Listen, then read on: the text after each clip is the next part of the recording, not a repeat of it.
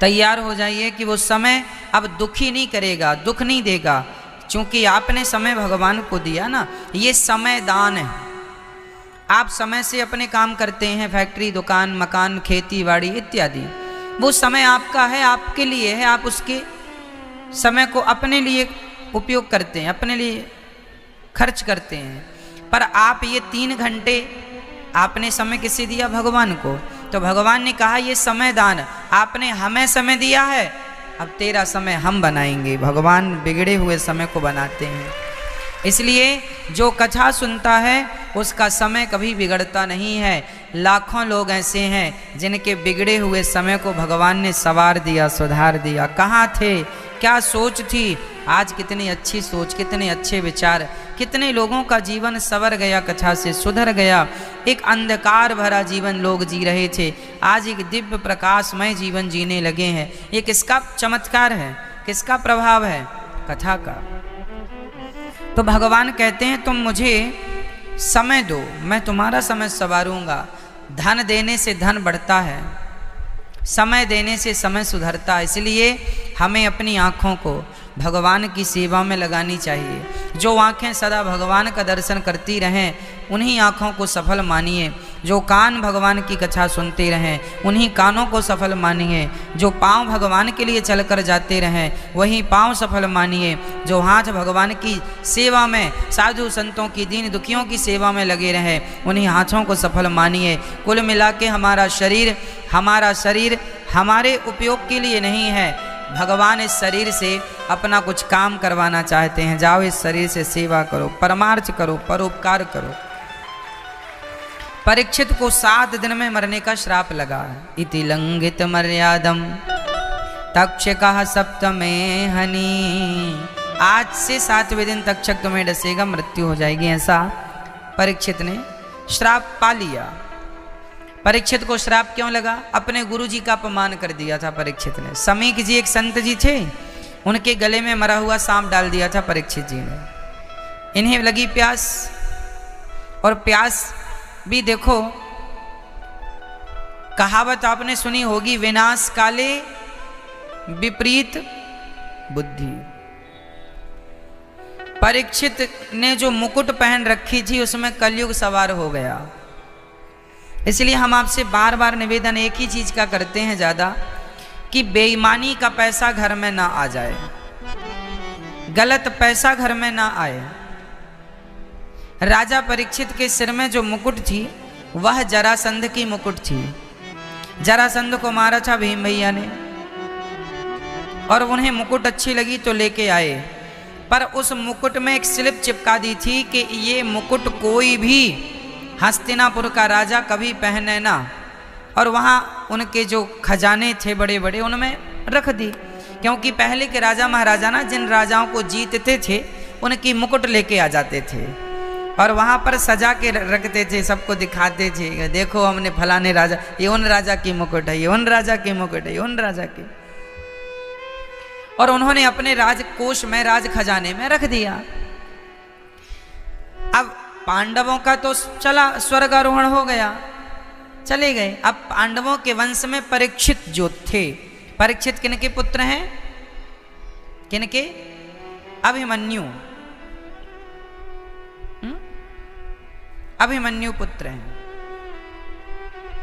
अभिमन्यु किनके पुत्र हैं? अभिमन्यु किनके पुत्र हैं? अर्जुन के। ये किनके गर्भ से प्रकट हुए थे? अभिमन्यु उत्तरा, नहीं, अभिमन्यु हुए थे वो सुभद्रा, है ना। अभिमन्यु भगवान के भांजे हैं ना, सुभद्रा से ये हुए। अभिमन्यु की पत्नी का नाम था उत्तरा।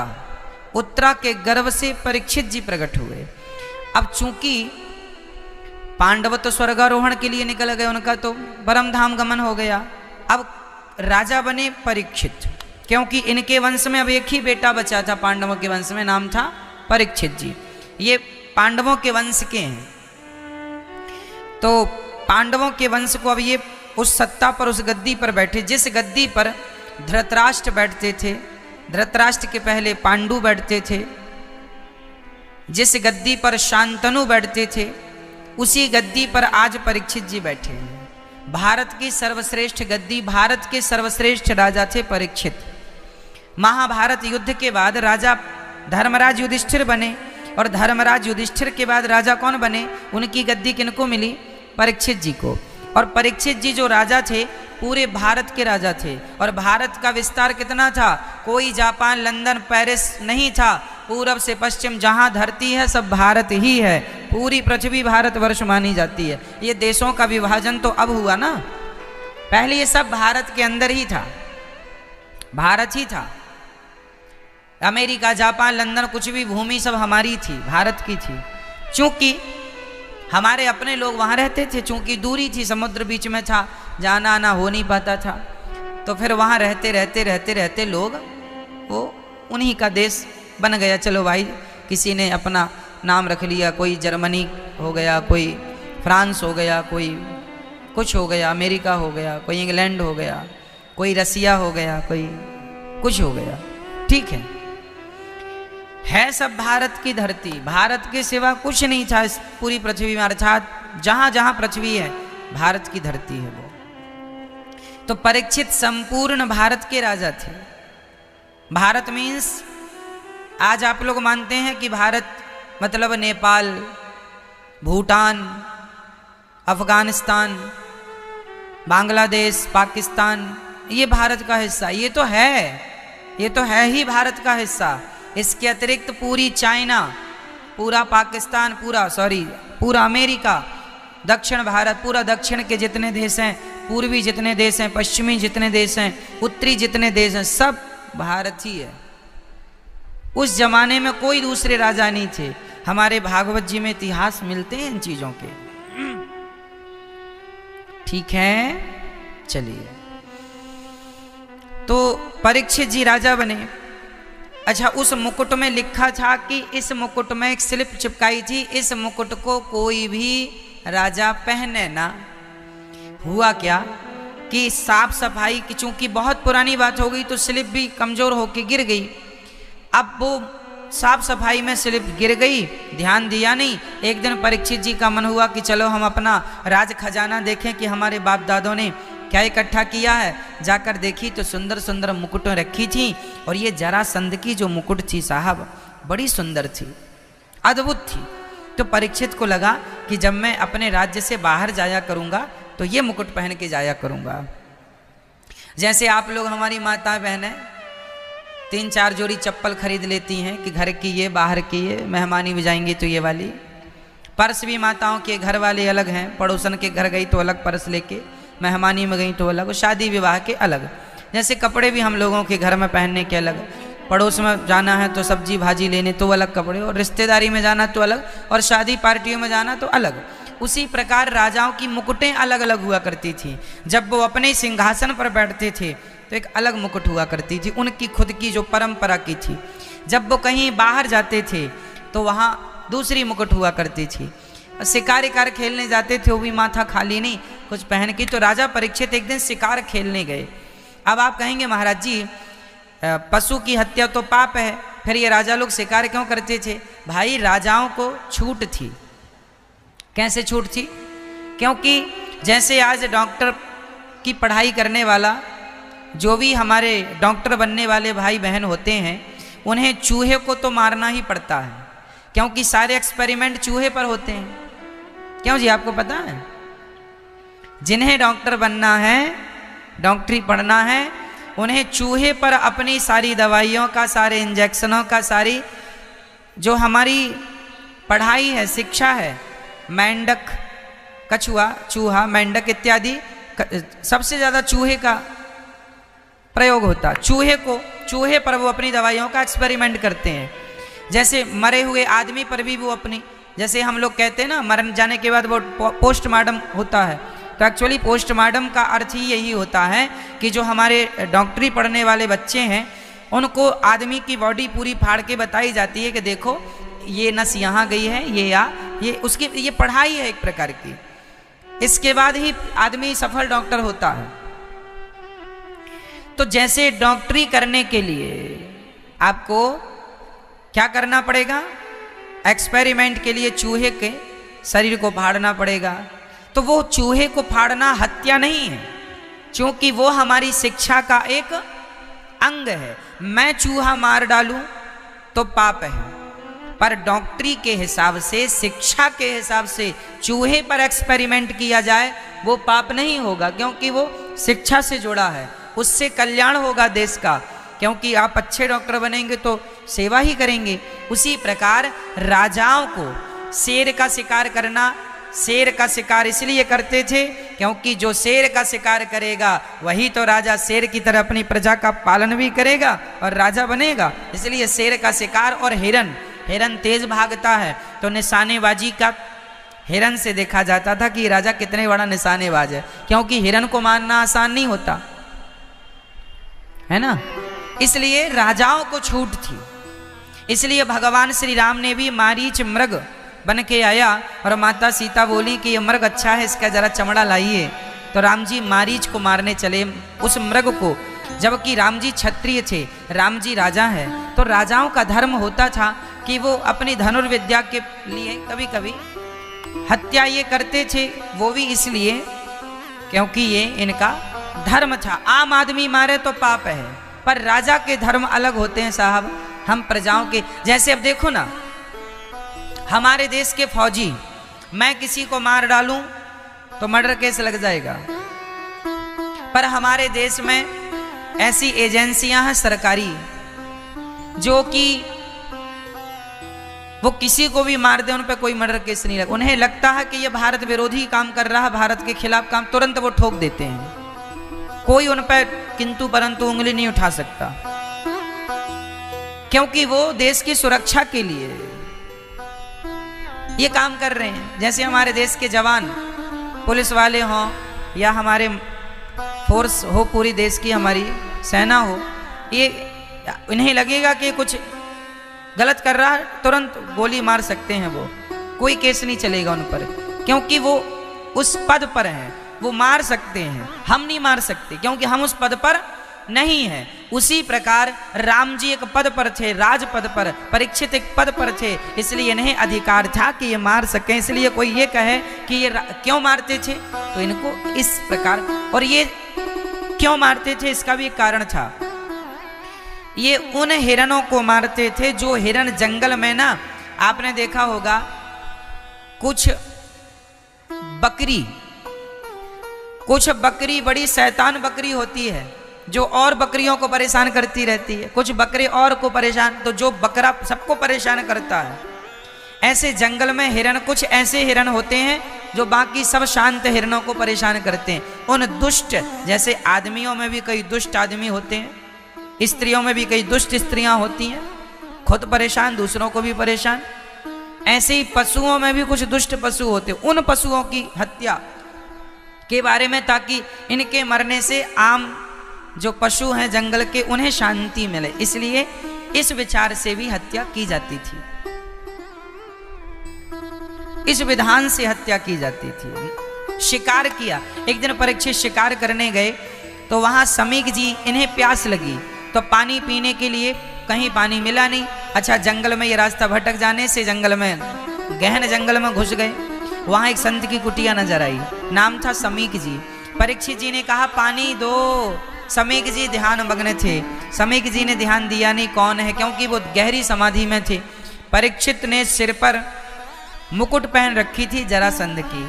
अच्छा, परीक्षित के सिर में कलयुग सवार हो गया। किन किन लोगों के सिर पे कलयुग सवार होता है वो हमने आपको पहले बताया है, फिर हम स्मरण करा देते हैं। जो आदमी जुआ खेलेगा उसके सिर पे कलयुग सवार होगा, जो आदमी शराब पिएगा उसके सिर पर कलयुग सवार होगा, जो पराई स्त्री के संग में रहेगा और जो स्त्री पराई पुरुष के संग में रहेगी उसमें कलयुग सवार होगा, जो मांस खाएगा उसके सिर में कलयुग सवार होगा, और जो पाप का धन जो बेईमानी का धन होगा उसमें भी कलयुग का वास होगा। तो परीक्षित के सिर में जो मुकुट थी वो दूसरे राजा की थी, और दूसरे राजाओं का धन आप यूज करें तो ये बेईमानी तो है ही। तो वो परीक्षित के सिर पे कलयुग बैठ गया, क्योंकि वो मुकुट जरासंध की थी। और कलयुग का वास, गोल्ड में भगवान कृष्ण का वास होता है, पर किस गोल्ड में? गोल्ड भी, सोना भी 2 प्रकार का होता है। आपको पता है सोना कितने प्रकार का होता है? कितने प्रकार का? 2। कौन सा? एक सोना वो होता है जो मेहनत की कमाई से आप खरीदते हैं, और एक सोना वो होता है जो बेईमानी से आप प्राप्त कर लेते हैं, चुरा लिया, हड़प लिया। ये 2 प्रकार का सोना है ना। तो जो मेहनत की कमाई का सोना होगा उसमें तो भगवान श्री कृष्ण का वास होता है, वो सोना पवित्र होता है। पर जो बेईमानी से तुमने कमाया है वो सोना तुम्हारा सर्वनाश करता है, उसमें कलयुग बैठता है। इसलिए बेईमानी बिल्कुल ना हो। 5 महापाप बताए गए हैं। 5 क्या होते हैं? 5 महापाप होते हैं। उन महापापों में क्या क्या महापाप हैं जरा सुनिएगा। पहला महापाप है शराब पीना। शराब पीना ये महापाप है। ये पाप नहीं है, ये तो महापाप है। दूसरा, सोने की चोरी, गोल्ड की चोरी, ये महापाप है। तीसरा,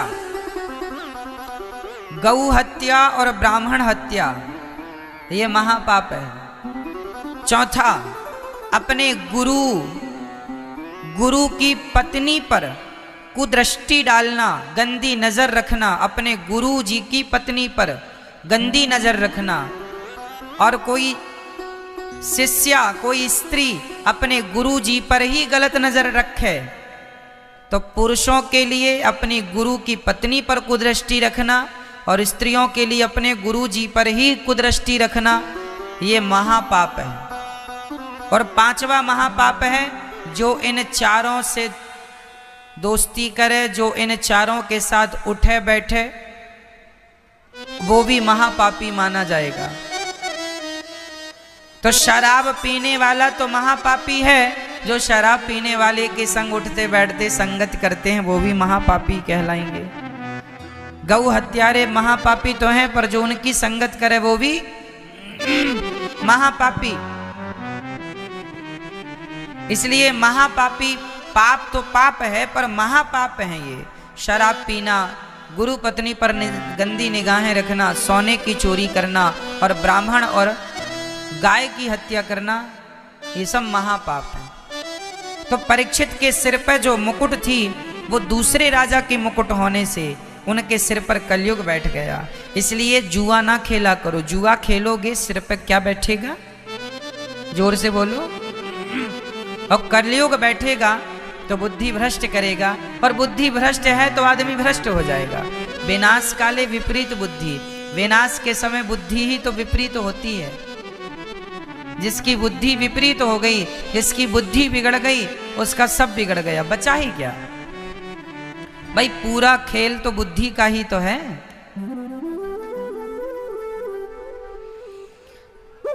तो जुआ से बचिएगा, द्यूतम पानम, शराब से बच के रहिएगा।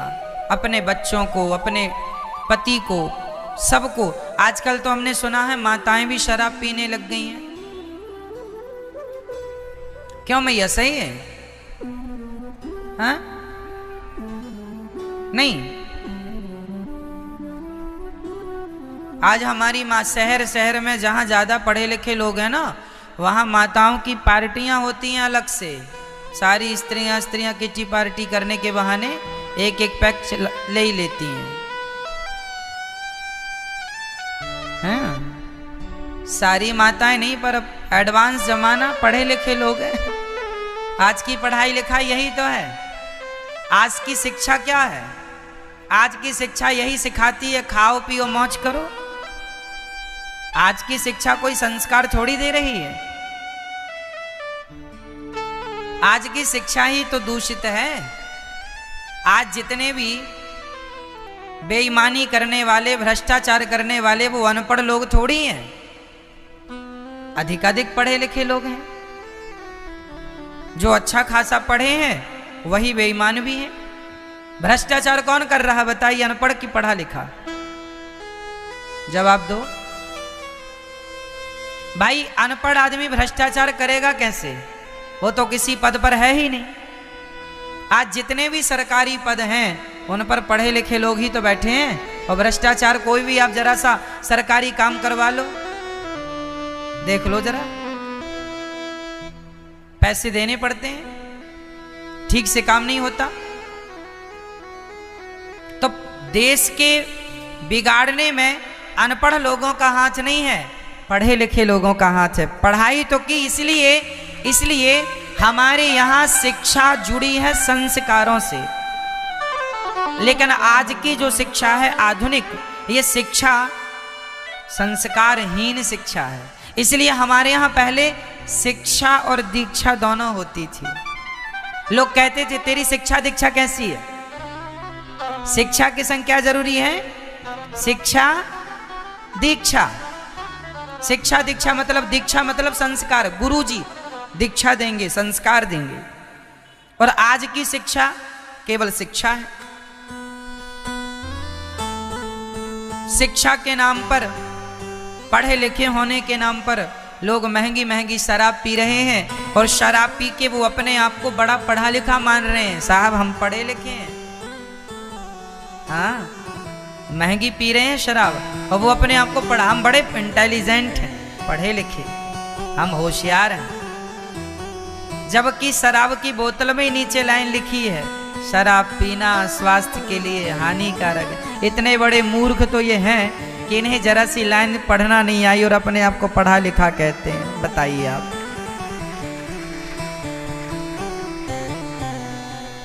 पढ़े लिखे थे तो वो लाइन क्यों नहीं पढ़ पाए तुम? और पढ़ ली तो समझ नहीं पाए, तो बिना समझे पढ़ाई जो की वो भी बेकार है। भाई ये बताओ, आप पढ़ के समझते हैं कि समझ के पढ़ते हैं?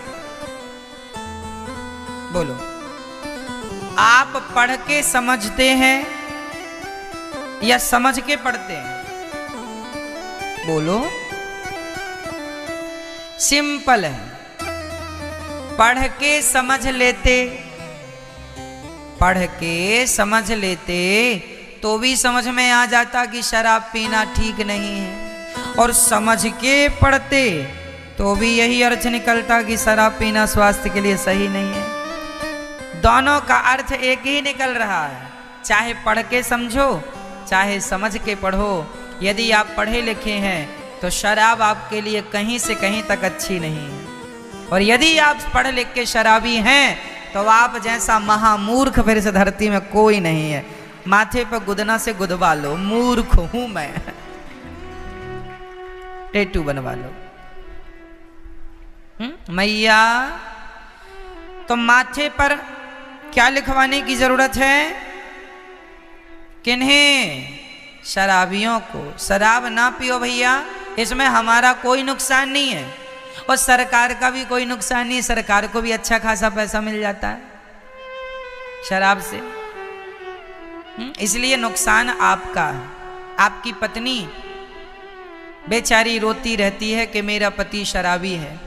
आपके बच्चे रोते रहते हैं कि मुझे पिता का प्यार कब मिलेगा। आपकी माँ रोती रहती है कि मुझे बेटा कब माँ कह के बुलाएगा, कब अपने पुत्र का फर्ज पूरा करेगा। एक शराबी ना एक अच्छा बेटा बन पाता है, ना एक अच्छा पति बन पाता है, ना एक अच्छा पिता बन पाता है, ना एक अच्छा भारत का नागरिक बन पाता है। यदि आप देश के लिए, पत्नी के लिए, पुत्र के लिए, परिवार के लिए कुछ करना चाहते हैं तो सबसे पहला त्याग है शराब का परित्याग कर दीजिए। तब एक अच्छे देशवासी बन पाएंगे, एक अच्छे नागरिक बन पाएंगे, एक अच्छे पुत्र बन के अपने पुत्र होने का धर्म पूरा कर पाएंगे, एक पति होने का फर्ज पूरा कर पाएंगे, एक पिता होने का कर्तव्य निभा पाएंगे। बताइए, शराब पीने वाला क्या एक पिता होने का फर्ज पूरा करता है? क्या एक पति का कर्तव्य पूरा करता है? क्या एक पुत्र का कर्तव्य पूरा करता? नहीं, कहीं से कोई कर्तव्य उससे पूरे नहीं होते। उसका एक ही कर्तव्य हो जाता है, वो शराब पीता रहता है बस, और अपना सत्यानाश कर लेता है। इसलिए कहीं से कहीं तक शराब ना आपके लिए, ना हमारे लिए, ना आने वाली पीढ़ी के लिए, ना मेरे देश के लिए अच्छी है। तो कलयुग का पहला ठिकाना जुआ, शराब, मांस। आप लोग मांस खाते हैं? नहीं खाना चाहिए। मांसाहार जीव हत्या नहीं करना है। हमारे स्वाद के कारण कुछ लोगों को मांस बहुत अच्छा लगता है। अरे भाई, क्या आप अपने स्वाद के कारण किसी जीव की हत्या करेंगे? अपने स्वाद के लिए किसी को मार डालेंगे? तो आपको मांस अच्छा लगता है तो एक दिन अपनी उंगली काट के जरा उसे पका के खाओ। कैसा लगता है आपको? कितना दर्द होता है? अरे हमें जरा से कांटा लग जाए कितनी पीड़ा होती है।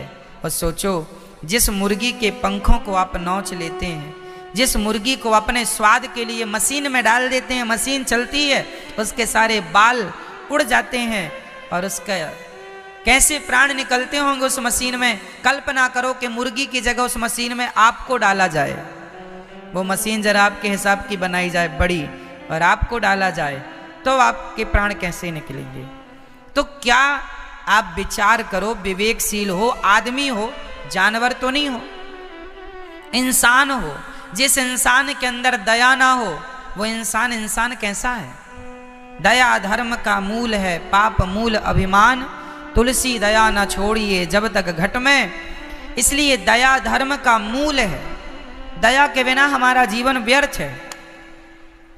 इसलिए दया जरूरी है, कीजिए, सब पर दया कीजिए। मुर्गी पर, मछली पर चींटी, हमारे भारत में तो हम जीव मात्र के पुजारी हैं। तो परीक्षित को प्यास लगी, संत को पानी मांगा, संत समाधि में थे, बुद्धि बिगड़ गई परीक्षित की। जब कलयुग बैठता है ना, बुद्धि बिगड़ जाती है। परीक्षित ने मरा हुआ सांप संत जी के गले में डाल दिया। संत जी ने तो कोई उत्तर नहीं दिया। संत जी के पुत्र को पता चला, श्रृंगी ऋषि स्नान कर रहे थे, श्राप दे दिया, राजन तुम क्षत्रिय हो, ब्राह्मणों का सम्मान करना तुम्हारा धर्म है, और तुमने ब्राह्मणों के गले में मरा सांप डाल के अपमानित किया। जाओ, हम तुम्हें श्राप देते हैं, 7वें दिन तक्षक तुम्हें डसेगा और तुम्हारी मृत्यु हो जाएगी। इति लंघित मर्यादम तक्षकः सप्तमे हनि, जाओ, 7 दिन में मरने का श्राप दे दिया। परीक्षित को यह बात पता चली। परीक्षित के पुत्र थे जनमेजय, उन्हें राजा बना के परीक्षित जी और तुरंत घर से निकल गए। कहाँ गए? शुकताल, गंगा का किनारा। हम कहते हैं जीवन के आखिरी पड़ाव में भगवान का किनारा, भगवान का आश्रय ग्रहण करना चाहिए और संसार का किनारा पकड़ लेना चाहिए। किनारा, अब बहुत बीचों बीच चल लिया, बुढ़ापा आ गया, किनारे आ जाओ, किनारे लग जाओ, है ना। कई लोग बुढ़ापे में भी बीचों बीच चलते हैं। बुढ़ापा आ गया, थोड़ा आराम करो, भगवान का चिंतन करो, थोड़ा आंखें बंद करो, ध्यान लगाओ, बेटा बहू से मन हटाओ, बेटा नाती पोता, खेती बाड़ी, पैसा कौड़ी, सबसे मन हटाओ, अब थोड़ा भगवान का चिंतन करो। हाँ, योग एक्सरसाइज करते रहना ताकि शरीर स्वस्थ हो, चलते फिरते रहना ताकि शरीर स्वस्थ हो, उसका ध्यान रखना कि आप स्वास्थ्य अच्छा रहे, लेकिन मन सबसे हट जाए, मन में कचरा ना रहे। हम तो कहते हैं मरने की अपनी फुल तैयारी कर लो। बिल्कुल, आजकल बिना तैयारी के लोग मर जाते हैं। कई लोग ना बिना तैयारी का मरना कैसा होता है सुनो। बिना तैयारी का मरना, एक डॉक्टर बोले अब ये 2 घंटे बाद मर जाएंगे, पूरा खून पानी बन चुका है, घंटे 2 घंटे की बात है। अब जैसे उन्हें पता चला बूढ़े आदमी को कि मैं मरने वाला हूं, रोने लगे, बहुत रोए। किसी ने कहा क्यों रो रहे हैं? बोले भगवान आप बड़े निर्दयी हो, इतने जल्दी बुला लिया। कितने साल के थे? 90 साल के। वो कह रहे हैं आपने बड़े जल्दी बुला लिया। अब बुला ही लिया तो बेटे से कहा सुनो वो छोटा वाला पोता कहाँ है? बोले वो तो अभी स्कूल गया। अरे आज ही उसको स्कूल जाना था, हम मर रहे, बुलाओ। आनंद फानन में बच्चे को बुलाया। लो बुढ़ापे 2 घंटे बाद मरना है। सारी जिंदगी नाती की पोते की लात ही खाई है, पेट नहीं भरा। मरते समय भगवान का चिंतन नहीं आ रहा है कि भगवत चिंतन कर लें, भगवान से नाता जोड़। नहीं, मेरा पोता कहाँ? अब बेटी को जल्दी से बुला दो, अब बेटी आ रही है वहां से, पापा भी मत मरना, हम आ जाएं फिर मरना। लो भैया, बेटी भी आई, समय से आ गई, रोना धोना चालू हो गया। अभी बाप मरा नहीं है, रोना चालू है। सब लोग रो रहे हैं, लेकिन सबसे ज्यादा वो रो रहा है जो मरने वाला है। पूछा गया आप क्यों रो रहे हैं? अब तो बेटे को भी देख लिया, अब तो पोते को भी देख लिया, अब तो बेटी भी आ गई। तभी बूढ़े आदमी बोले, सुनो, वहां हमने कुछ रखा है, वहां हमने कुछ रखा है। वो इशारा कर रहे थे, तभी उनका अंतिम समय आ गया, बिल्कुल मुंह बंद हो गया। अब वो करें कैसे? अब बच्चे लोग घर ले गए कि अब घर पे ही मरो, हॉस्पिटल में क्यों? घर ले गए तो वो एक तरफ देख देख के इशारा कर रहे हैं। बच्चों को लगा कोई धनवन गड़ाए होंगे तो पता बता रहे हैं, पर बोलती बंद हो गई।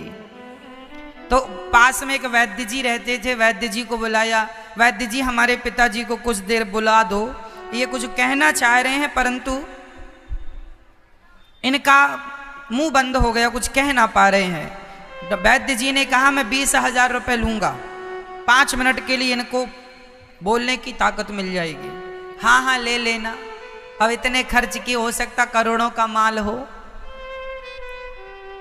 तो 20,000, 2 बेटे थे, दोनों ने 10-10 हजार जोड़ा। अब 20,000 दिया। वैद्य जी ने एक बूटी डाली मुंह में, और पूरी बूटी जब मुंह में गई तो उसने, बूढ़े आदमी ने मुंह खोल के कहा, अरे पगलो, मूर्खो, तुम दोनों सिर में खड़े हो, वो देखो गाय झाड़ू चबा रही है, झाड़ू खा रही है। अब पिछले बाजार को मैंने 10 रुपए की खरीदी थी। ये कह के बुढ़ऊ मर गए।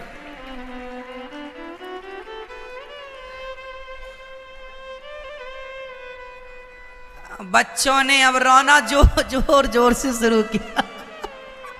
वो रो रहे हैं, हे भगवान, 5 मिनट पहले ही मर जाते तो 20,000 तो बचते।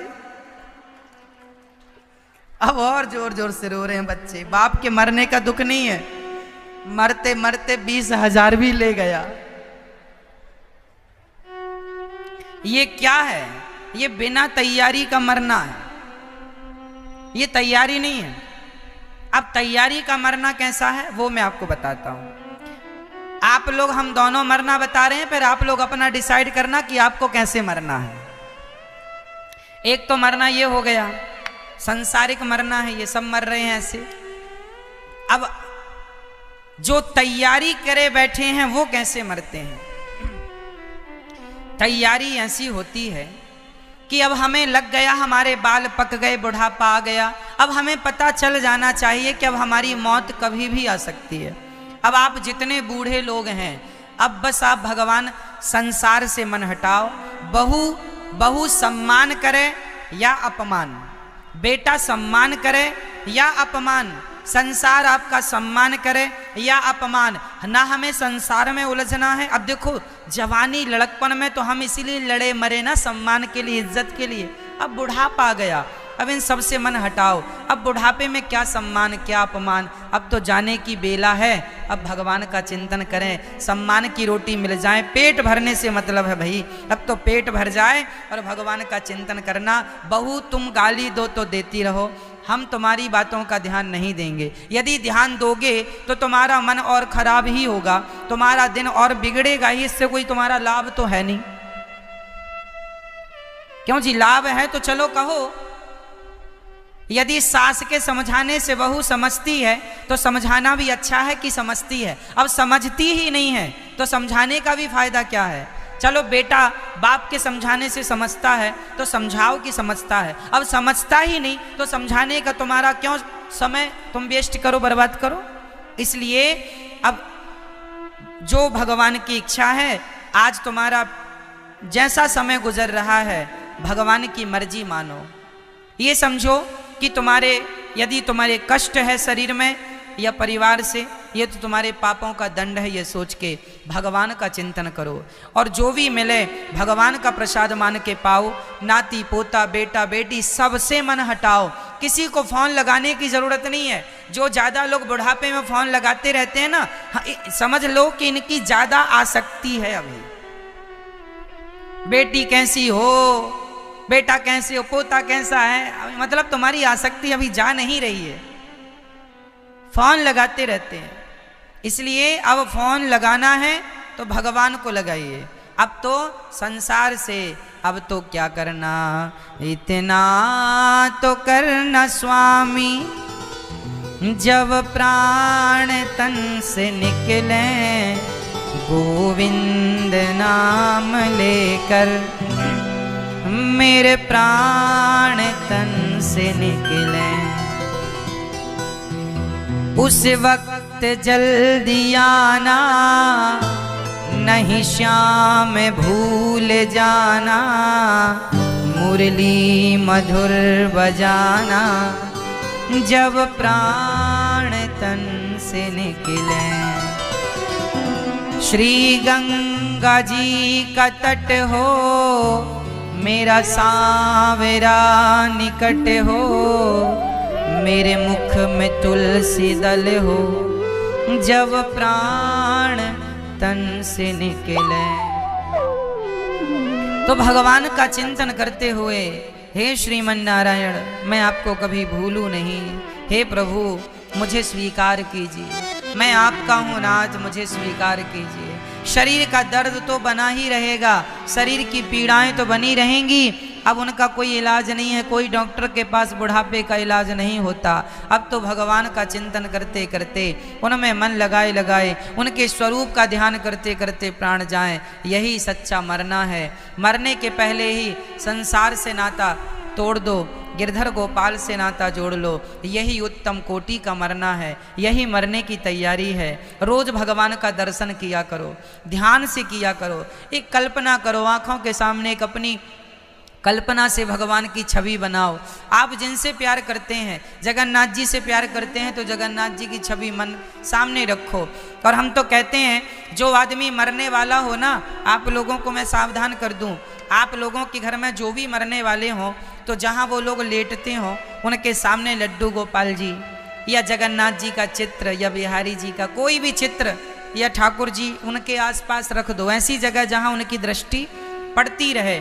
और रोज बूढ़े आदमी के मुंह में तुलसी का पत्ता जरूर रखा करो, रोज गंगा का जल जरूर डाला करो, और रोज उन्हें कीर्तन सुनाया करो, श्रीमन नारायण श्रीमन नारायण श्रीमन नारायण।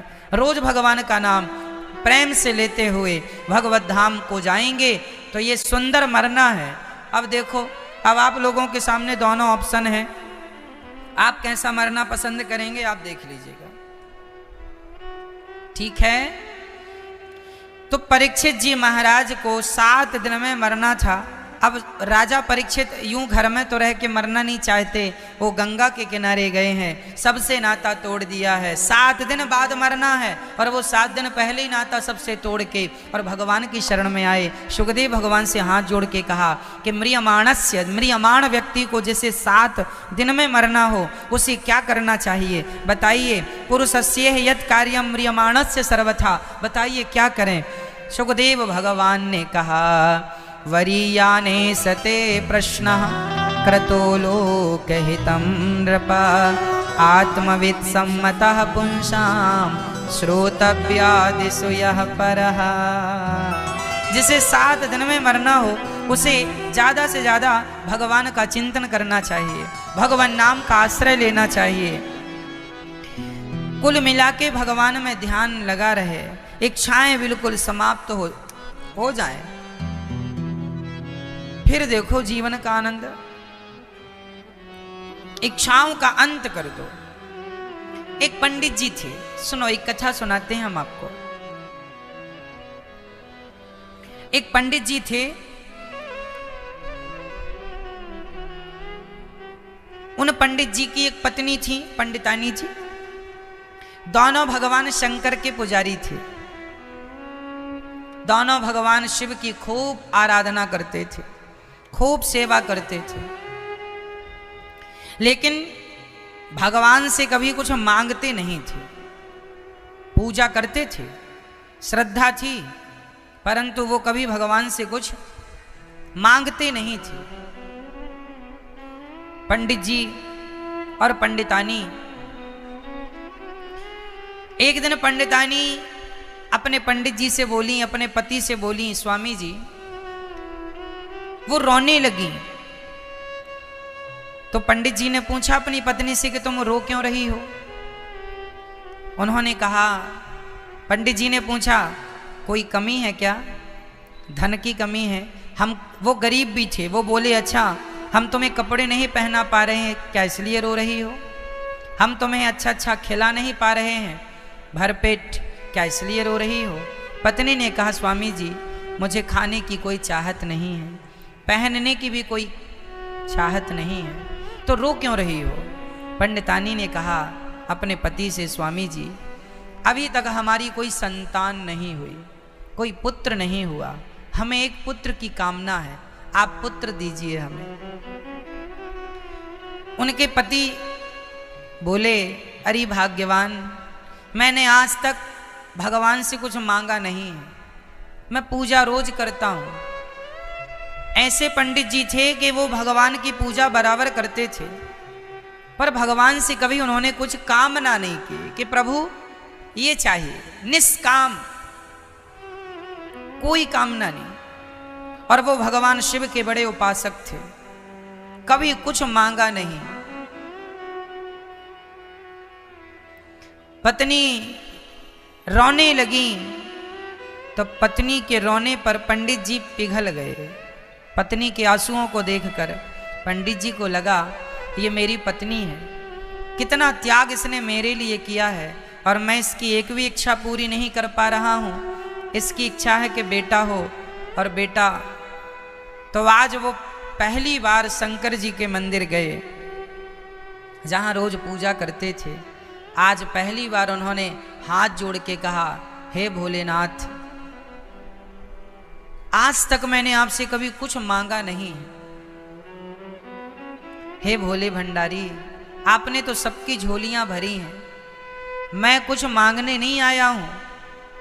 मेरी पत्नी के आंसू देखकर आज मैं रह ना पाया, और आज मैं अपनी प्रतिज्ञा तोड़ रहा हूं। मैंने एक प्रतिज्ञा ली थी कि मैं आपसे, भगवान से कभी कुछ मांगूंगा नहीं, पर पत्नी के आंसू के सामने, पत्नी के आंसुओं के सैलाब में मेरी प्रतिज्ञा कहीं बह गई।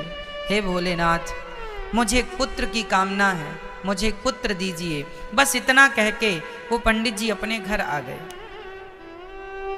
जब घर आए, रात हुई, खाए पिए सो गए।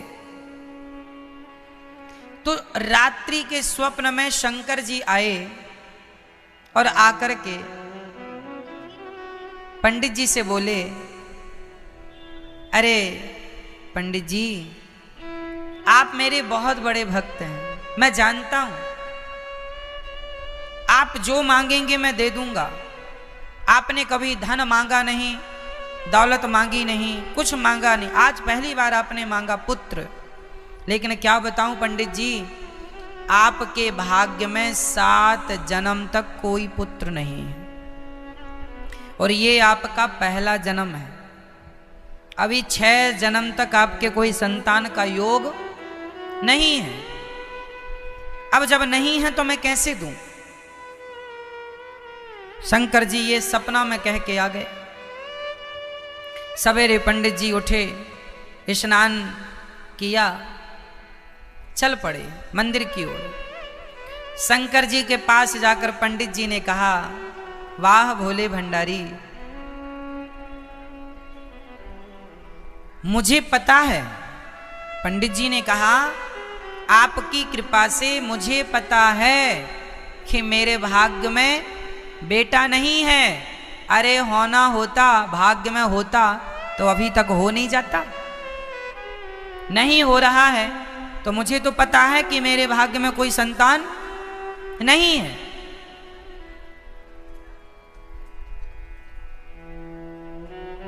यदि मेरे भाग्य में कोई संतान नहीं है तो आप किस लिए बैठे हैं? जो मेरे भाग्य में है, यदि वही मुझे मिलना है तो फिर मुझे और मुझ जैसे लोगों को आप जैसे भगवानों की जरूरत क्या है? अरे भाग्य का ही मिलना है तो मिल ही जाएगा। लेकिन मैं आपका उपासक हूं, मैं आपका भक्त हूं, मैं आपका दास हूं। तो सुनो भोलेनाथ जी, जो मेरे भाग्य में है वो तो मुझे मिलेगा ही, पर यदि मैं आपकी शरण में हूं तो आपका धर्म है कि जो मेरे भाग्य में नहीं है, जो मेरे भाग्य में नहीं है वो आप मुझे देंगे। इसलिए तो आप भगवान हैं। अरे भाग्य का ही देंगे तो इसमें आपकी भगवत्ता क्या? वो तो मिलना ही है मुझे। मैं आपकी पूजा करूं ना करूं वो तो मिलेगा। मैं आपका दास हूं, मैं आपका हूं, तो आपका फर्ज है, आपका धर्म है कि जो मेरे भाग्य में नहीं है वो आप मुझे, यदि मेरी इच्छा है। एक तो मैंने कभी इच्छा नहीं की, मैंने कभी मांगा नहीं, पर मांगा है तो भले भाग्य में ना हो, 7 जन्म क्या 70 जन्म तक ना हो, पर मांगा है तो आपका देना धर्म है। तब भोलेनाथ प्रकट हो गए। वाह, तुम्हारे भाग्य में तो कोई पुत्र नहीं है, विधाता ने लिखा नहीं, लेकिन तुम मेरे भक्त हो तो अब मैं ही तुम्हारा पुत्र बन करके प्रकट होऊंगा। तब पंडित जी के यहाँ स्वयं शंकराचार्य जी प्रकट हुए, जिन्हें हम आद्य शंकराचार्य कहते हैं, जिन्हें हम आद्य शंकराचार्य जी कहते हैं, जिन्होंने चारों मठों की स्थापना की है। कहने का तात्पर्य यह है कि कोई भक्त यदि भगवान की शरण में है और यदि आपने निष्काम भाव से भक्ति की है तो भगवान आपको वो भी दे सकते हैं जो आपके भाग्य में, आपकी किस्मत में दूर दूर तक नहीं है। लोग कहते हैं कि भाग्य का ही मिलना है तो भक्ति क्यों करें? अरे भैया, भगवान वो देते हैं जो तुम्हारे भाग्य में ही नहीं होता। ये देने की ताकत ईश्वर की, इसलिए भगवान वो दे सकते हैं जो कोई नहीं दे सकता। भाग्य का तो देखो कुत्तों को भी मिल जाता है। कुत्ते के भाग्य में जितना मिलना है वो उसे मिलता है, रोटी उसके भाग्य की उसे मिलके रहती है। बिल्ली के भाग्य का दूध वो पी ही जाती है। जिसके भाग्य में जितना है वो उसे, लेकिन भगवान की कृपा, इसलिए जो भगवान की शरण में है। अब बताइए, क्या मीराबाई के भाग्य में ये लिखा था कि उसे भगवान का दर्शन होगा? नहीं। मीराबाई की कुंडली में यह थोड़ी लिखा था कि मीराबाई को भगवान का दर्शन होगा, परंतु जब वो भगवान से प्रेम की तो उसके प्रेम के कारण जो उसके भाग्य में नहीं था, भगवान की कृपा ने वो भी दे दिया। और भगवान की कृपा क्या है? भगवान अपना दर्शन देते हैं। ये हमारे भाग्य, हमारी भक्ति के बल पर, ज्ञान के बल पर भगवत प्राप्ति नहीं। भगवत प्राप्ति तो सदा भगवत कृपा से होती है। बिना कृपा के, भगवान की कृपा से भगवान मिलते हैं। हमारी मेहनत, हमारी बुद्धि, हमारे विवेक, हमारी भक्ति, हमारे ज्ञान के बल पर भगवान का मिलना संभव नहीं है। इसलिए भगवान की शरण में रहा करो मेरी माँ। भगवान जो दे सकते हैं ना, तुम्हारे भाग्य, तुम्हारे कर्मों में इतना बल नहीं है कि तुम्हें वो दे सकें। जो भगवान की कृपा तो भगवान की कृपा है। इनकी कृपा तो इनकी कृपा है। इनकी कृपा की बात ना पूछो। भगवान की कृपा तो अद्भुत, क्या कहें हम।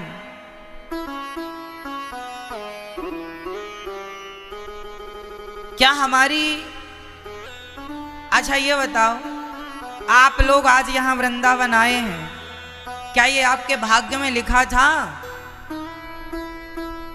सच्ची बताऊं तो आप अपने भाग्य के लिखे होने से वृंदावन नहीं, बल्कि भगवान की कृपा के कारण वृंदावन आए। भाग्य में इतना बल कहाँ कि वो दर्शन कराए भगवान का? भाग्य दर्शन नहीं करा सकता भगवान का, कृपा दर्शन करा सकती है। गोस्वामी जी इस बात को स्पष्ट कर रहे हैं कि बारी मथे घृत होय बरु, सिकता ते बरु तेल, बिनु हरि भजन न भव तरही, यह सिद्धांत अपैल। जानते हैं इसका अर्थ क्या हुआ? अर्थ ये हुआ कि पैसा, चार चीजें होती हैं, धर्म अर्थ काम और चौथा बोलिए आप क्या? चार चीजें हैं, चार पुरुषार्थ, धर्म अर्थ काम मोक्ष। इन चारों में हमें कौन सी चीज करने से मिलती है और कौन सी कृपा से मिलती है?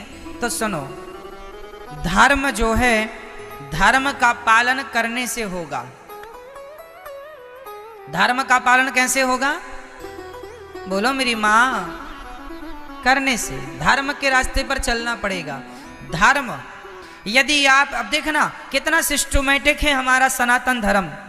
पहले बात आती है धर्म की, जो आदमी धर्म के रास्ते पर चलेगा, उसके बाद आया अर्थ, जो धर्म के रास्ते पर चलेगा। अर्थ मतलब पैसा तो उसी के पास होगा जो धर्म के रास्ते पर चल रहा है। तो धर्म अर्थ। तीसरे नंबर पे है काम। जो धर्म के रास्ते पर चलेगा उसे धन भी मिलेगा और उसकी कामनाएं भी पूरी होंगी। काम मतलब आपकी समस्त कामनाएं। और चौथा है धर्म अर्थ काम मोक्ष। इस मोक्ष को जरा समझना पड़ेगा। ये मोक्ष जो है, भाग्य, यदि मेरे भाग्य में पैसा है, बताइए पैसा मेहनत करने से आता है कि भाग्य के बल पर भी मिल जाता है? बोलो जल्दी से। दोनों बातें सत्य हैं। कई बार पैसा मेहनत करने से मिल जाता है और कई लोगों को जमीन खोद रहे थे किसी काम के लिए और जमीन के अंदर सोने का हड़ा मिल गया, सोने का घड़ा मिल गया, उसके अंदर सोने के ढेर सिक्के। अभी मैंने 2 दिन पुरानी न्यूज पढ़ी, सुनी कि कहीं मध्य प्रदेश की घटना, वहां पुराना घर गिर रहा था तो वहां ढेर सारे सोना घर से निकला है। कहने का तात्पर्य यह है कि पैसा मेहनत से मिलता है, पर भाग्य का, कहते हैं तुम्हारे भाग्य में जो है वो कहीं जा नहीं सकता, कहीं भागेगा नहीं, और जो भाग्य का नहीं है वो तुम्हें मिलेगा नहीं। तो भाग्य का धन तो देखो कहीं भी हो तुम्हारे पास चल के आएगा। कर्म करना अच्छा है, पर भाग्य भी धन देता है, ये सत्य है। ये भाग्य क्या है? तुम्हारे किसी जन्म का किया हुआ अच्छा कर्म तुम्हारा भाग्य है। तो ये बताओ, भाग्य के कारण धन तो मिल सकता है, तुम्हारे भाग्य के कारण तुम्हारी सुंदर पत्नी मिल सकती है, तुम्हारे भाग्य के कारण तुम्हें सुंदर पुत्र मिल सकता है, पर भाग्य के कारण तुम्हें अनायास भगवान नहीं मिल सकते। भगवान तो बिना भक्ति के मिलते ही नहीं है। पैसा, पत्नी, पुत्र भाग्य से मिल जाएगा, पर भगवान भाग्य से नहीं, भक्ति और भगवत कृपा से प्राप्त होंगे। इसलिए कृपा चाहिए। क्या चाहिए? बिनु हरि भजन न भव तरहि, यह सिद्धांत अपैल। बिना भक्ति के भव पार होना बड़ा मुश्किल है। इसलिए भज गोविंदम, भज गोविंदम, गोविंदम भज मूढ़ मते। इसलिए ऐ मूढ़, यहाँ वहाँ से मन हटा। पत्नी, पुत्र, परिवार तो भाग्य से मिल जाता है। सुत, दारा और लक्ष्मी पापी के भी होए, संत समागम हरि कथा दुर्लभ तुलसी दोए। पत्नी पुत्र पैसा तो पापी के घर भी होता है, पर भगवान का दर्शन किसी भक्त को ही हो सकता है, बिना कृपा के हो नहीं सकता। इसलिए आप यदि वृंदावन आए हैं तो भाग्य के बलबूते नहीं, भगवान की कृपा ने आपको बुला लिया। यही प्रत्यक्ष चमत्कार है, कृपा है। आप कहते हैं भगवान कहाँ है, तो ईश्वर ने आपको बुलाया है, यहाँ कथा सुनवा रहे हैं। ये ईश्वर की प्रत्यक्ष आही तुकी कृपा है। इससे बड़ी कृपा क्या होगी इस कलयुग में, जहां आदमी आज भी शराबी मांसाहारी चरित्र से गिर रहा है। इस आज के कलयुग में आप 3.5 घंटे कथा सुन रहे हैं। आप ही क्यों सुन रहे हैं, और लोग क्यों नहीं सुन रहे हैं? क्योंकि आप पर परमात्मा की कृपा हो चुकी है, इसलिए ईश्वर ने आपको अपनी छतरी के नीचे बुला लिया। और लोगों पर कृपा नहीं हुई, इसलिए वो अभी दर दर की ठोकर और खाएंगे। जब खा लेंगे उनके पाप नष्ट होंगे, तब भगवान उन्हें स्वीकार करेंगे, तब वो आएंगे। सबको कहते हैं ना, बिहारी जी की महफिल को बिहारी जी सजाते हैं, और वृंदावन वही आते हैं जिन्हें बिहारी जी बुलाते हैं। ये तो बुलावा है, कोई माने ना माने, पर यहां बिना राधा रानी की कृपा के, बिना यमुना महारानी की कृपा के, बिना बिहारी जी की कृपा के इस धाम में प्रवेश नहीं है किसी का।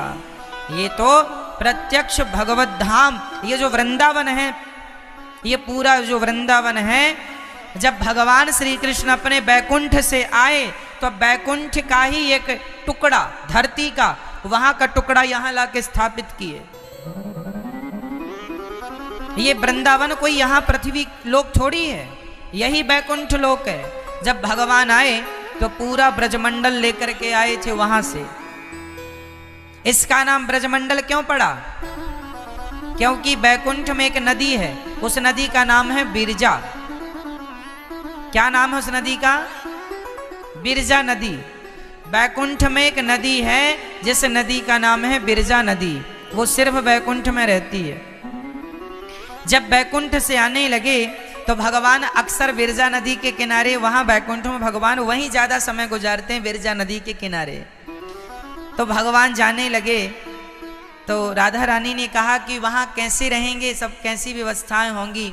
तो भगवान ने कहा मैं बिरजा का ही एक हिस्सा स्थापित करता हूं। तो बिरजा का जो किनारा, बैकुंठ का जो हिस्सा था, पृथ्वी का एक टुकड़ा भगवान ने वहां से उठाया और यहां स्थापित किया इस ब्रजमंडल में।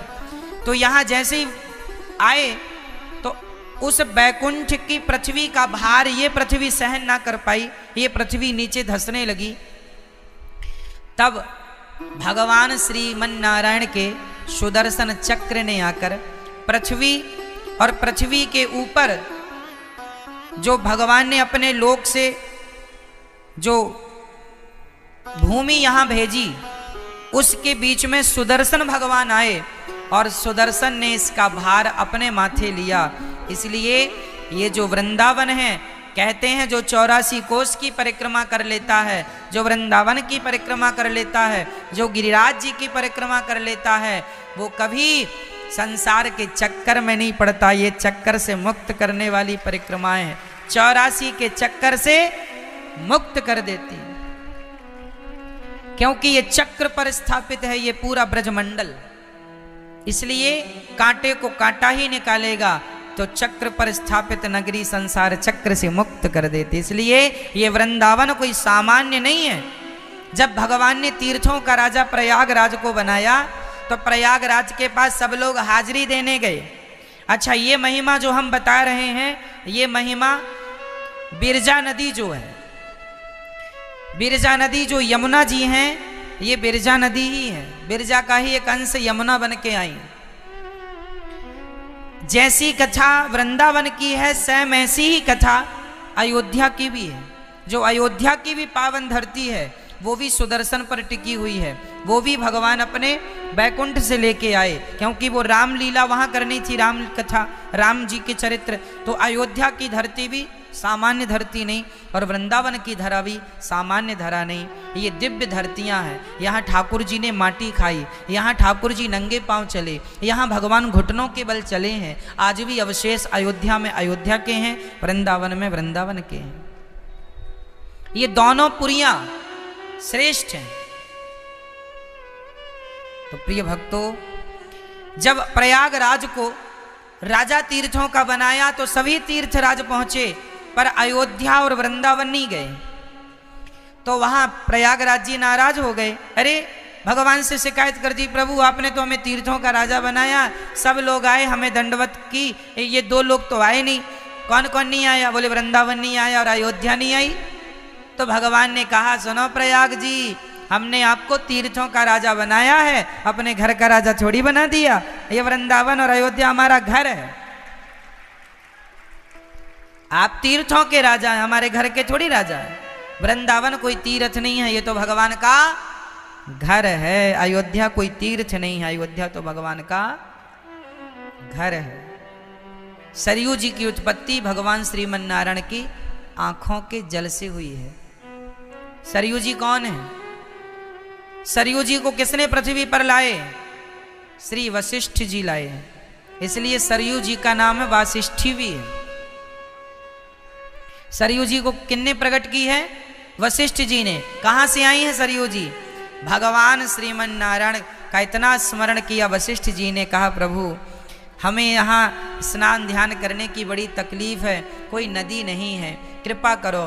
तब भगवान वशिष्ठ जी की तपस्या पर, अपने भक्तों के प्रेम पर विह्वल हो गए और उनकी प्रार्थना पर उनकी आंखों से आंसू गिरे। और जब अश्रु गिरे तो आंसुओं को भगवान ने वही आंसू नदी बनकर प्रकट हो गए। वेद पुराणों में आज भी ये चर्चाएं जस की तस लिखी हैं, जैसा हम कह रहे हैं। और भगवान के नेत्रों से जो जल गिरा, आज उन्हीं को हम सरयू नदी कहते हैं, सरयू माता कहते हैं, जो अयोध्या में सरयू जी है। अयोध्या को 3 तरफ से घेर लिया सरयू जी ने। ऐसे यमुना जी विरजा नदी है, जो बैकुंठ की नदी है विरजा, वो यमुना जी ये वृंदावन में बह रही है। तो कहने का अर्थ ये हुआ कि ये भगवान का नित्य धाम है। ये वृंदावन कोई सामान्य धरती नहीं है। आज भी यहाँ ठाकुर जी रास रचाते हैं, आज भी भगवत दर्शन यहाँ होता है, आज भी होता है। अब ये बात बड़ी गहरी, बड़ी भावों की बातें हैं। यदि हम आज सामान्य दृष्टि से देखें तो आप कहेंगे महाराज जी आप क्या बात कर रहे हैं, साइंस के हिसाब से तो आप कहेंगे महाराज जी तो साइंस की कसौटी पे बात नहीं आएंगी। कहें महाराज जी कोई पृथ्वी से दूसरी कोई पृथ्वी आ गई। अब देखो जी, शास्त्रों में जो लिखा है, शास्त्रों की जितनी बातें लिखी हैं, साइंस ने जहाँ तक अपनी जहाँ तक पहुँचा है वहाँ तक तो शास्त्रों की बातें सत्य हैं। शास्त्र जो कहते हैं वो हम कहते हैं। और दूसरा ये कि ये भाव है। आप चलिए आज मैं आपको भावनात्मक दृष्टिकोण से समझाता हूँ। आप बताइए, आपने भी बहुत जगह दर्शन किया होगा, बहुत घूमे होंगे, आप भी बहुत जगह गए होंगे। बताइए, सच्चे दिल से बताइए, मेरे कहने से ना बोलिए, बताइए जितना आनंद वृंदावन में है, और दुनिया में भी तो पृथ्वियाँ हैं, दुनिया में भी तो धरती है। कहाँ धरती नहीं है? आज हर जगह धरती है, जहां देखो वहां धरती, जहां देखो वहां आकाश। तो बताइए, दुनिया आप कहीं अच्छे अच्छे बाग बगीचों भी को आपने देखा होगा, अच्छे अच्छे शहरों को देखा होगा, अच्छे अच्छे देशों को भी आपने देखा होगा, पर कभी 2, 4, 10 दिन वृंदावन रह के देखिए, और रहने के बाद आप फिर तुलना कीजिए कि वृंदावन की धरती हर धरती से अलग है या नहीं। आप खुद पाएंगे कि यहाँ की मिट्टी, यहाँ की धरती, यहाँ अलग ही है सब चीज। आप पहले 2, 4, 10 दिन यहाँ रह के देखिए, इसके बाद निर्णय होगा। एक दिन में निर्णय ना लीजिएगा, रह के देख लीजिए। आप क्या कहते हैं इस बात पर? आप लोग यहाँ, कुछ लोग 2 दिन से हैं, कुछ 6 दिन से हैं, कुछ 10 दिन से। आप बताइए, आपने जो आपके गांव में, आपके शहर, आपकी गली, आपके मोहल्ले का वातावरण है, क्या वही वातावरण यहाँ का है? यहाँ भक्तिमय वातावरण है यहाँ का। यहाँ तो रिक्शे वाला भी यही कहता है राधे राधे। कहने का तात्पर्य है ये वो धरती है, भक्तिमय धरती है। कोरोना काल में पूरी दुनिया में धर्म कर्म बंद हो चुका था। घरों में आप लोगों ने जो पूजाएं की होंगी, पाठ किया होगा, वो तो था। बाकी कथा कीर्तन सब चीजें बंद थी ना पूरी दुनिया में, लॉकडाउन के कारण सब जगह बंद था। पर ये दास अनिरुद्ध गवाह है, गवाह तो आप भी हैं कि दास अनिरुद्ध ने पूरे कोरोना काल में आपको एक भी दिन नागा किए बिना कथाएं सुनाई हैं। सब जगह कथाएं बंद थीं, पर वृंदावन में भगवान की कथा, भगवान की चर्चा, वही धारा तब भी चल रही थी जो आज चल रही है। अर्थ यही निकला कि ये कोई सामान्य धरती नहीं है। यहां घर घर में मंदिर है, यहां घर घर में ठाकुर सेवा है। यहां तो बिना भोग लगाए भगवान को खाते नहीं है। वृंदावन की मंडी में आज लहसुन प्याज बिकने लगा। हमारे गुरुजी बताते हैं कि आज के 20 साल 15 साल पहले तक वृंदावन की मंडियों में लहसुन प्याज नहीं बिकता था। आज भी वृंदावन में, आज भी 2022 की घटना, आज भी वृंदावन में जब किसी बेटी का विवाह होता है तो यहाँ बेटी के विवाह में जितने भी मेहमान भोजन करने आते हैं, भोजन जब भी बनता है जितने भी लोगों का, आज भी बिना लहसुन प्याज का ही भोजन बनता है यहाँ पर। आज भी शादी विवाह में भी यहाँ किसी के घर लहसुन का प्याज का प्रयोग नहीं होता। आज भी, आज भी ये वृंदावन की पूरी धरती में कहीं शराब की दुकानें नहीं है। अंडा आपको यहाँ नहीं बिकता हुआ मिलेगा। एक भी दुकान अंडे की नहीं पाएंगे आप यहाँ ब्रजमंडल के अंदर। परिक्रमा के बाहर कोई अब अलग, अब नास्तिक लोग, दुष्ट लोग तो सब जगह घुसे पड़े हैं, पर फिर भी आज ये धरती बची है, पावन है। अब सोचिए कि वृंदावन में कहीं भी एक दुकान में आपको अंडा नहीं मिलेगा। यहां आपने कहीं मांस की दुकान नहीं देखी होंगी, कहीं शराब की दुकान नहीं देखी होंगी आपने। कुल मिला के ये है, माना कि कलयुग का प्रभाव सब जगह है, पर सब जगह से आज भी वृंदावन बहुत बचा हुआ है, आज भी बचा हुआ है। भगवत कृपा है। इसलिए हम आपको निवेदन ये करेंगे कि जब भी वृंदावन आओ तो उस वृंदावन को इसी दृष्टि से देखो कि ये बैकुंठ है, ये भगवान का धाम है, यही बैकुंठ है, यही बैकुंठ है। राधा रानी का पावन दर्शन आपने किया होगा, बरसाना बैकुंठ है। ये बैकुंठ 84 कोस पूरा ब्रजमंडल बैकुंठ है। अद्भुत महिमा है। यहां तो हर गली मोहल्ले में आपको कोई भक्त का ही दर्शन होगा। माला झोली लिए वो कृष्ण कृष्ण ही जप रहा है, राधे राधे ही जप रहा है, श्रीमन नारायण ही जप रहा है। सवेरे से शाम, सवेरे हम लोगों की जब आँखें खुलती हैं तो कानों में जैसी आँख खुली वैसी कान में पहला भगवान का नाम पहुँचता है। हम भले ना जपें, पर किसी के द्वारा जपा गया नाम पहला कान में शब्द यही पहुँचता है, श्री कृष्ण राधे राधे कृष्ण कृष्ण, यही पहुँचता वृंदावन में। अब तो फिर भी ये वृंदावन काफ़ी बदल गया। एक ज़माना ऐसा था, यहाँ बड़ी दिव्य अच्छे अच्छे संत, बड़ी तपस्वी संत रहा करते थे, उच्च कोटि के, केवल भगवान का चिंतन करने वाले। कुल मिला के हम आपसे ये कहना चाहते हैं कि पंडित जी और पंडितानी जो थीं उनके कोई संतान नहीं थी। शंकर जी आए उनके पुत्र बन करके, और ये बात सिद्ध हो गई कि जो भगवान की शरण में रहता है भगवान उसे वो देते हैं जो उसके भाग्य में नहीं होता, वो भी ईश्वर देते हैं। बस ये समझाने के लिए हमने एक पंडित जी और पंडितानी की चर्चा आपको सुनाई थी। शुकदेव भगवान कहते हैं, राजन शुकदेव, यहां शुकदेव भगवान परीक्षित से कहते हैं, सत्यां क्षितौ किम कशिपो प्रयासैर बाहु स्वसिद्धेयुपवर्हणै किम सत्यञ्जलौ किं पुरुधान्यपात्र्या दिग्वल्क्यलादौ सति किं दुकूलैः।